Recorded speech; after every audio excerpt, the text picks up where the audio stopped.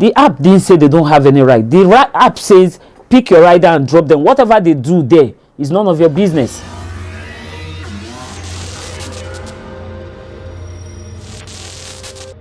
My name is Nkechi Toluwani Abiola. I am a mother of 5 girls and a boy. I do fashion. I'm an NC holder. I teach on the primary level, although I don't do that anymore. I drive on the e-hailing platform as a side hustle. I started driving in 2018. There are some situations surrounding my family that prompted me to even think about this. I started driving when I saw the potentials to make money, because at that point when my marriage was having issue, you know how it is now, because we're no longer together, the man will stop doing one thing or the other for you.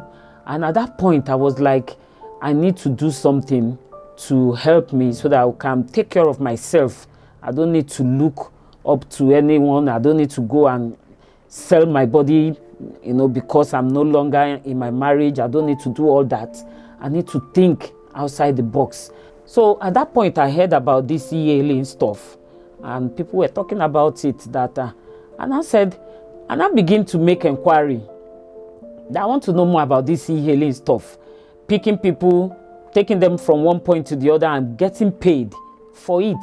So I went deeper and I got a lot of informations, and I started making myself, before you go into e-hailing, you must have your driver's license, you must have a good phone. So I started making all this preparation to make sure I meet up to the standard. Most men don't really approve their women to go into this business. I don't really know why. I'm still trying to find out, to know the reason why they don't want to support, especially a man that feels, I can take care of my wife, I can take care of my kids. They don't want to see any reason why you want to go into driving. Now, presently, the men that permitted their wives to go into this business, most of them are having challenges, financial challenges. That is, the men that permit, most of them, not all of them, they are having challenges. So if their wife now comes up with a solution, let me be driving, let me do this work, some of them accept it. Why? Because their wife is in the position to do it. She can drive, she has all it takes, so they permit her. But majority of the men, like the responses I get from some women that have been trying to bring into the business, they'll be like, okay, let me go discuss with my husband. I just pray he permits me. And at the end of the day, they come back saying, he said no. He said I shouldn't not. I said, but why?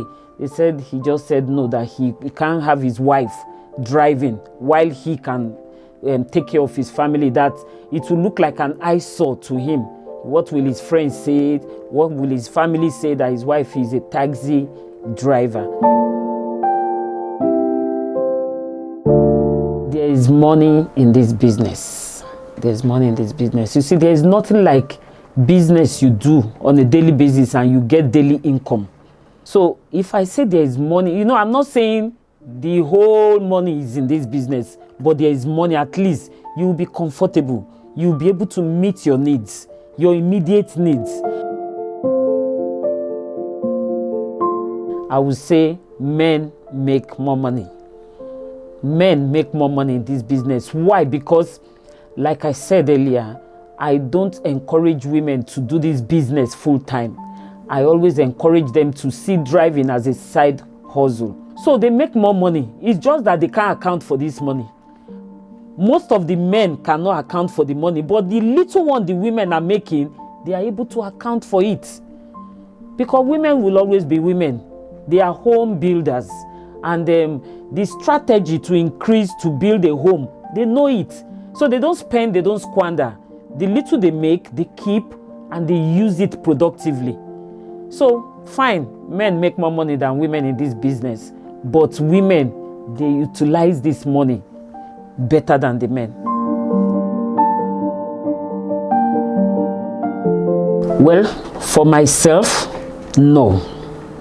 And each time I give this response, people will be like, why? Is it that you feel, I used to tell them, I said, I don't know. When you come into my car, the way I carry myself like a mom, a mother. And when you come, the way I welcome you, the way I greet you, and the way you see me dress, maybe the grace upon me will not even allow you to want to harass me, or maybe to want to say what you want to say. You won't be able to say it because of the way I carry myself. So I've never been sexually harassed in any way. But it doesn't mean women don't get sexually harassed. In fact, I have a lot of beautiful young ladies, pretty ladies in the group, and they get issues like this, that because we have a platform where you share, you come, you meet with me, you share your problem. So they get sexually harassed on so many occasions. Now, there are times, naturally, a man is always attracted to a woman. So it's something natural. Even if you're not a taxi driver or whatever, you will still get advances from men. So whenever you get advances, there's no big deal there. But when it comes to harassment, that is where we totally frown at it. And we've always told our ladies, when you get such harassment from men, you just quickly tell them and let them put them to their place immediately. Let them know you're a professional driver and you're not caught in for such.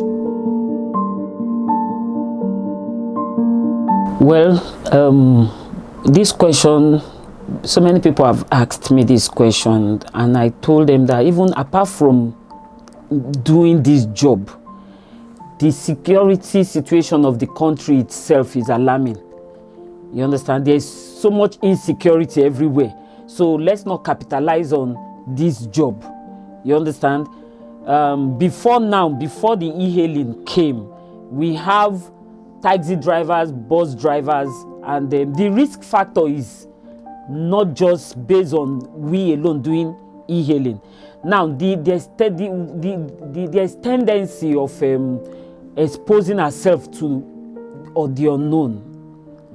That's the greatest. We expose ourselves to the unknown. We don't know who is coming. The app is connecting you with a total stranger.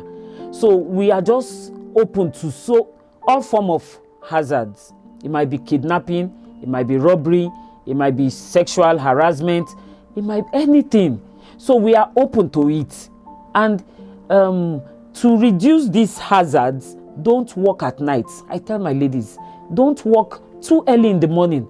Then don't be comfortable. If your riders are all men, don't be comfortable with it. You have the right to tell the app that, look, I'm not comfortable because they are all men and I just don't like the way they look. You can cancel. So there are ways to control and manage all these hazards. It is not on we alone, it is all over the nation. The insecurity level is alarming. So, but you must be able to manage your own space. That is your office. Your car is your office. So you should be able, there is nothing we can do.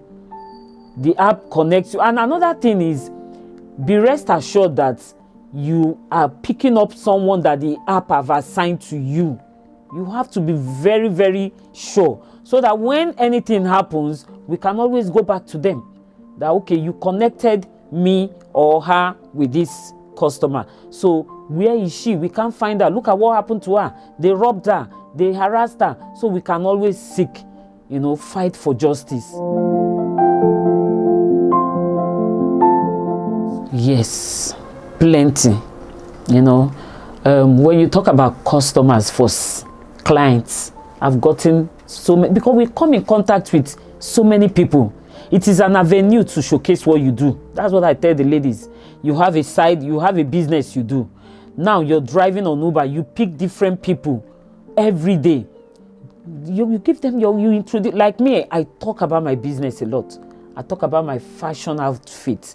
I give out my cards to those that want to accept it, but I make sure I talk. So this business have created that avenue for us to meet with different. I have some friends today that are like sisters. They are like my own sister. I met them. They were my riders. You understand? And if truly, if I were looking for love, maybe I would have gotten one in the line of this duty. But because my mind is short to that, I don't want, you know. But so many, I've seen a lady that the guy they are dating right now, they are close to getting married. They met. He was a rider. So it is possible. We've, you know, so many kind of relationship can come up from, but it has to be positive relationships. Let me start from, you know, when I started this job.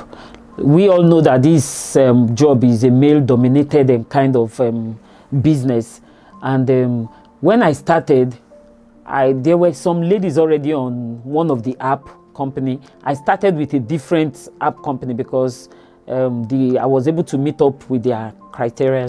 So when I started, I was added to a group. Now in that group, we have all men, just 2 ladies. Now you ask the question, what prompted me to think about LOWAN? What prompted me was the fact that I noticed that each time I came up with, because the men will always ask they will ask questions. Oh, look at what is happening. What would they do? Somebody will come and tell them, oh, do like this, do like that. So whenever I come out to ask, instead of them to respond to me, they will make jest of me. Woman, why are you asking this question? Are you supposed to be here driving? You are supposed to be in the kitchen taking care of your family. When you come with a question, they throw a funny emoji and they won't answer that question.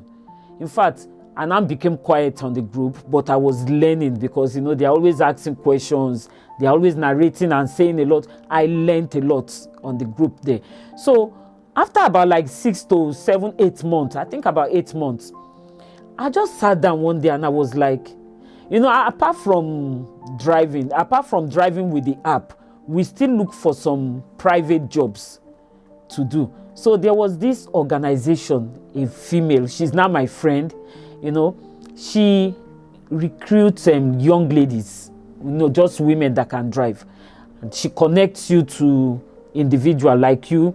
You need someone to, but strictly women, driving women or children.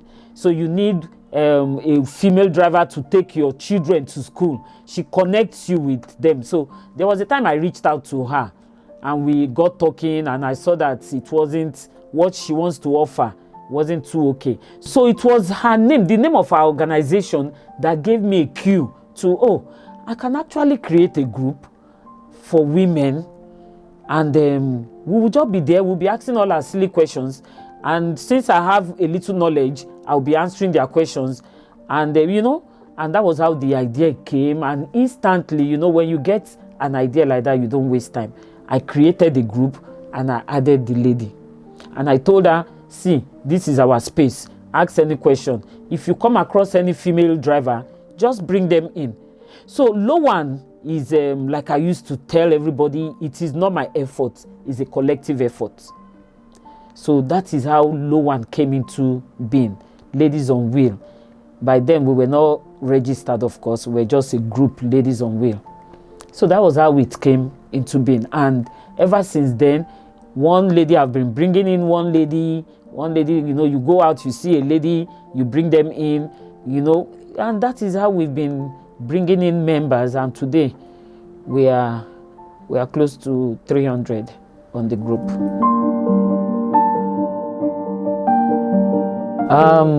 2021. LOWAN, yes, LOWAN is just, we were 1 year old. No, 2020, we were a year old in 2021. December 2021, we were a year old. So this December, LOWAN is going to be 2 years old. But you know, the group has been in existence since 2018. Okay, since LOWAN came into existence, in fact, we've had more achievements than challenges, more achievement, because like I said, LOWAN is a community that comprises of female e-hailing drivers. Now, we've been able to, the knowledge, we've been able to equip our ladies. We know better, we know more. It is not like when we were scattered and we don't have informations. But because we are together as a body, we get a lot of informations. And apart from that, we've been able to get listening here or something like that from the government. For instance, one of such supports was during the pandemic. Ladies on Wheel, very young, I think we were just 6 months old then, as in registered. We were part of the Survival Fund Relief. They gave our women some money, to support us, because that period we were not working, everybody was just indoors. So apart from that, the government have extended hands to train our women, to organize seminars that will enlighten them on safety on the road. So those supports are huge to us for a young association that is just coming. Getting such support from the government says a lot. The Ministry of Transportation too, they are there. They've welcomed us. We've gone for courtesy visits. They welcomed us and they are glad to assist us in any way. So the same thing with some corporate bodies, like I said, they helped us with cars for our ladies. They gave us cars. And today, many of our ladies can boast of owning a car because of such gestures. And we have some other people, some banks that are coming in, they are showing us support. So it's been awesome. Ladies on Wheel is still crawling, but we have people supporting us, helping us, till we can stand on our feet. Wow. I see LOWAN outside the shores of this country. Because why I said so is because some of our ladies that started with us, they've actually relocated. And outside there, you see them coming and saying, Mama, when do we start something here? When do we? So it is one of my visions. In 5 years' time, I see LOWAN outside the shores of this country. And I see LOWAN empowering as many women as possible. Because if we are able to meet our needs, driving, there are some women there that don't know how to drive. So we can empower them. LOWAN can empower women out there. So I see LOWAN achieving so much, not just being in an association and benefiting from the government. We also want to empower women. We want to be able to give back to the society. So I see LOWAN going places. I see LOWAN as an household name. When you talk about female driving, LOWAN will come to your mind. Oh, yes. I said it in the beginning that we need more of this. Babes on Wheel, is a program, the program is to showcase female that are into driving. Now, LOWAN is an association that comprises of women that drives. Through Babes on Wheel, I never can say who can hear me. And people that have been thinking, there are some ladies there that have been thinking that what can they do.